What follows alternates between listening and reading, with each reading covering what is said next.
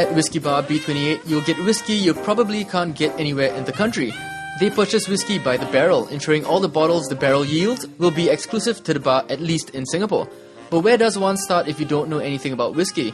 Well, don't feel shy at B28. Ask the owner, Mike Solner, or any of his bartenders, and they will take you on a whiskey trail, which basically is a crash course in whiskey. Okay, well, Mike's gonna take me to a whiskey trail as a whiskey dummy. So, where do we start? All right, well, what we're doing here is it's a real short trail, but one that I think will expose you to the more stark differences in taste with the different regions. What we're starting with is from a distillery called Little Mill. Now, all of these are single barrel releases. This particular one was distilled in 1991 and bottled in 2010, so it's 19 years old. And this is, like a 340 bottle release.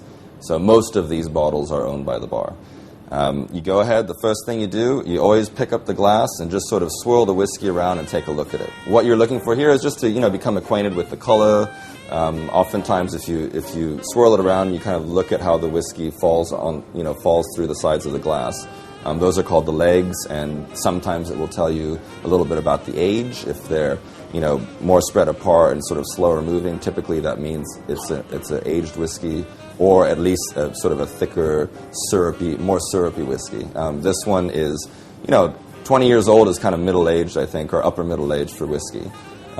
Beautiful kind of Chardonnay color, this particular one. And then go right in and nose it. Now, the alcohol content's 50%, so it is a little on the strong side, but you should still go ahead and nose it. Do it 2 or 3 times. Think about what it is you're smelling, and then move into tasting it. Right? So when you get through the alcohol, there's a huge amount of sweetness here, right? This is a very, very sweet whiskey, and for me, this is like a go-to whiskey for people that come in and aren't really sure what they want or don't really want an aggressive style whiskey. Right, so the initial taste on the palate, again, the sweetness just goes all the way through. Of course, once you get to the back of the palate, you start tasting and feeling the alcohol. But go ahead and take your jug of water there and just pour a couple drops in.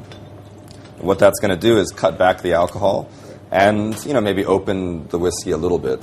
You might be able to taste other things or more of what you're already tasting. But it seems like there's more of a kick now. Yeah, well, that's funny, right? So a lot of people assume that if you add water, it means it sort of waters it down, right? But actually, there are quite a few examples in the bar, including my 72 Capradonic that I talked about before. You add water to that, it actually becomes more aggressive. So it's just, there's a chemical reaction that goes on, and... you were saying it opens up, right? Yeah, so you add a bit of water, typically, especially with much older whiskeys. So if you're drinking whiskeys that are 30, 40 years old, just the slightest drop of water can sometimes change it so much that it's unrecognizable, like you smell it before and after, and you're quite surprised. The 3 bottles we sampled was just a quick snapshot of the whiskey trail, and at 50% alcohol content in each, they ramp up not in potency, but in complexity of taste. But if discovering what taste you like isn't really your thing, and impressing a date or a business client is what you really want to know, Mike has a recommendation for you. What would be the drinks which I should buy for myself to be more manly, obviously, and a drink to impress her?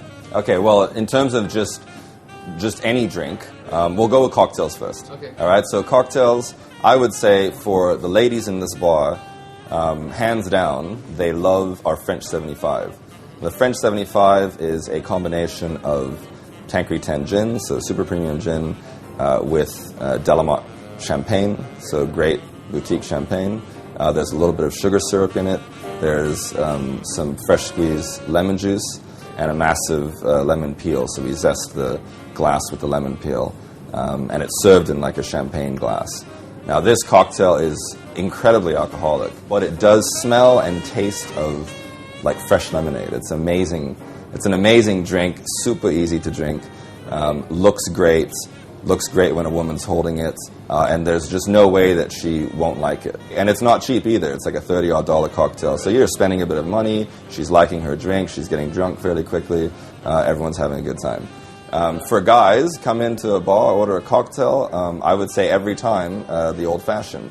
The old-fashioned because it's just whiskey, right? So it's sugar cube that's muddled, so it's not apparent. There's a bit of sweetness in there, some bitters, and 2 ounces of whiskey.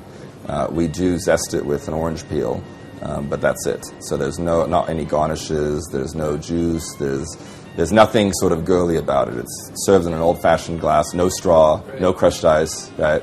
So a straight-up man's cocktail. Most important question. Yes.